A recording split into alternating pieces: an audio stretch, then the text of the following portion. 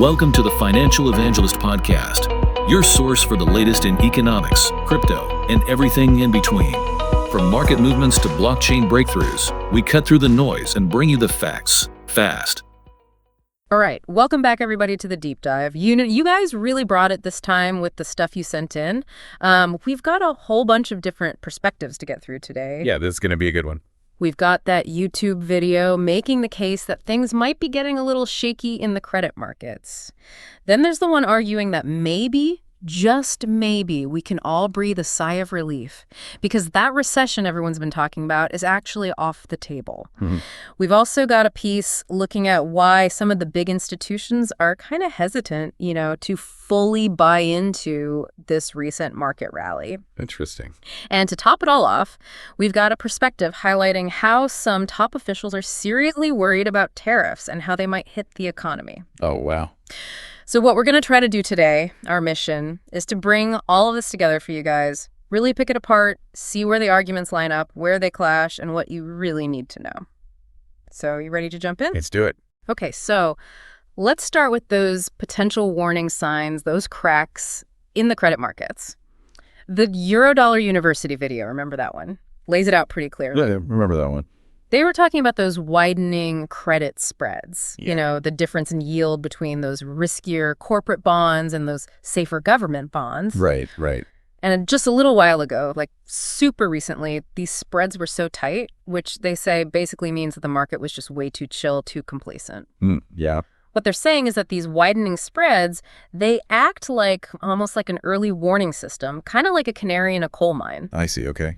Because they directly show, how worried people are about borrowers actually being able to pay back their debts in the real economy, like what's actually going on out there, almost separately from like just general market sentiment. You know what I mean? Yeah, I get it. And they even compared it to what was happening right before things went south in 2008 and even, way back with the dot-com bubble. What was it for you that really jumped out from that analysis? It's really about that shift from being super, super complacent to suddenly being like, wait a minute, Right. When the market doesn't think there's any risk at all, then any little wobble can make everyone freak out and run for safety. Like a herd of spooked gazelles. Exactly. And the video points to that recent increase in those high yield, those junk bond spreads. Yeah.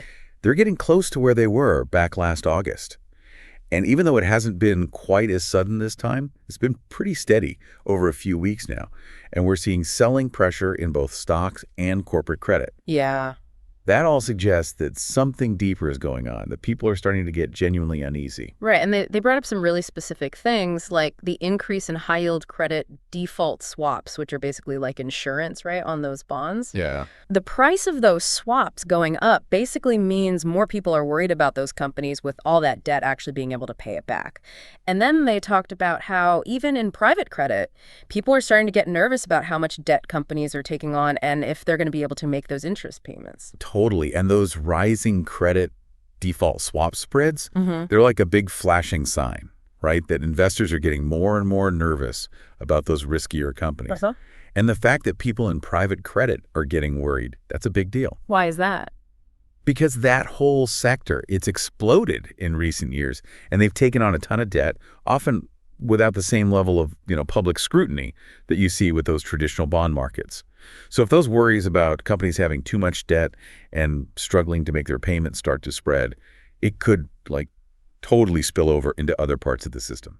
Okay, so that's a lot to chew on, but let's try to lighten the mood a little bit. Okay, good. Let's shift gears and look at that Rebel Capitalist video. The one that says basically the recession. Yeah, forget about it. It's canceled. Oh, yeah, that one. Their main point is this big jump in U.S. industrial production. I think it even hit a record high in February. Did it really? Wow. But here's the thing. It seems like a lot of that increase was driven by stuff like motor vehicles and parts. Interesting. But, haven't we been hearing about car sales going down? Yeah, it's a bit strange, isn't it? So, what's the deal? Was this just manufacturers stocking up because they think those tariffs are coming and prices are going to go up? Or is it, real demand from people actually buying cars? Yeah, that's the million-dollar question right there. It makes you think, right? Definitely. Now, to be fair, even if you take out the auto stuff, manufacturing still showed some growth. But it's definitely something to keep in mind. Yeah, for sure. And they brought up some other things, too, that seem pretty positive. Construction jobs are holding steady. Credit card delinquencies dipped a little after that spike we saw. And domestic bank loans and leases are up.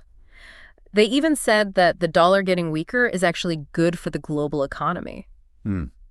So, how do we weigh all of that against those potential headwinds, the credit market stuff? It definitely makes you wonder if maybe things are a bit rosier than some people think. Right. Stable construction jobs, that's always a good sign. And even though credit card delinquencies are still kind of high, that little dip could mean that people are getting their finances back on track. Okay. And the loan and lease growth shows that banks are still lending money. Though, to be fair, like the Rebel Capitalist guy said, some of that could be because of, government help.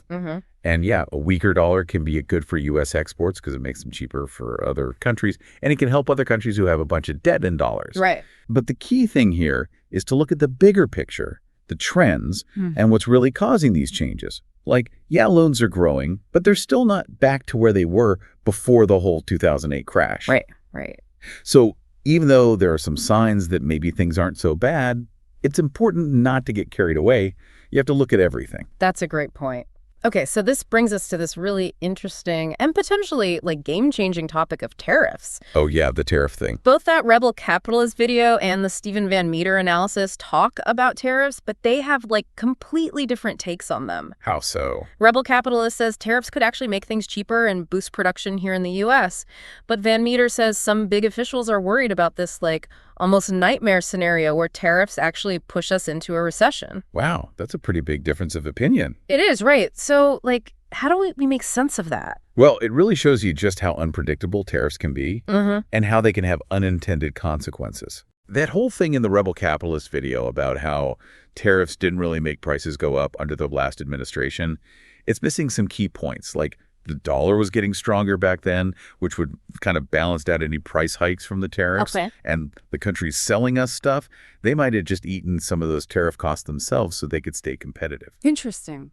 And saying that tariffs are like a completely avoidable tax, that's a little too simple because it assumes that we can easily find things made here to replace all that imported stuff and that they'll cost the same, which often just isn't true. Right. Van Meter goes really deep on the potential downsides, right? Yeah. They talk about how businesses might go on a spending spree when they think tariffs are coming, trying to stock up before prices go up, but then demand could totally plummet because stuff gets more expensive. They even brought up some worrying data from the New York manufacturing sector. It might be an early sign of that happening. And they showed this chart that basically says, when inflation goes up and incomes don't keep up, recession's usually right around the corner. So it seems like the real worry is what all of this does to the average person, the consumer. Absolutely. That's the big thing that Van Meter's worried about, is what this all means for your wallet. If tariffs make everyday stuff more expensive and your paycheck isn't growing at the same rate, people are going to have to cut back. Right. And in an economy where so much depends on people spending money, that's a big problem. Yeah. They also pointed out this weird thing in the data where the government might be saying that factories are busy, but other reports say that the average number of hours people are working is going down. Yeah. It's like those numbers don't really match up. That's really strange. It is. Okay, so we've got those two different views on tariffs. Now let's throw in this other Rebel Capitalist video, the one called Why Big Money Isn't Buying This Market Rally Yet. It adds another piece to the puzzle. So even though the market's been going up lately, this analysis says that those big institutional investors, they're being careful. They're waiting for a clear sign that things are really going up, like those patterns of higher highs and higher lows. I see. This more cautious approach from the big players seems to line up with all those economic worries we were talking about earlier. Yeah, that makes sense. While regular people might be more likely to jump in and buy when things dip, just based on how they're feeling, those big institutions, they're way more calculated. They do all this analysis and wait for strong signals that things are actually going up. Right. They look for those patterns in the market to see if the rally's real, especially with all the uncertainty about the economy and those tariffs. So basically, it's not a party for everyone just yet. Not quite. Okay, so we've covered a lot of ground here. We've looked at all these different perspectives, and it seems like the economy's in a really weird place right now. Yeah. We've got those worrying signs from the credit markets, which, usually don't lie about potential trouble. Then we've got some seemingly good news, like that jump in industrial production, but we have to ask what's really driving it. Right, right. And then there's the whole tariff thing, which is a huge wild card. Some people think it could help, others think it could be a disaster. It's like everyone's pulling in different directions. It really is, and that's what makes it so hard to figure out what's going to happen.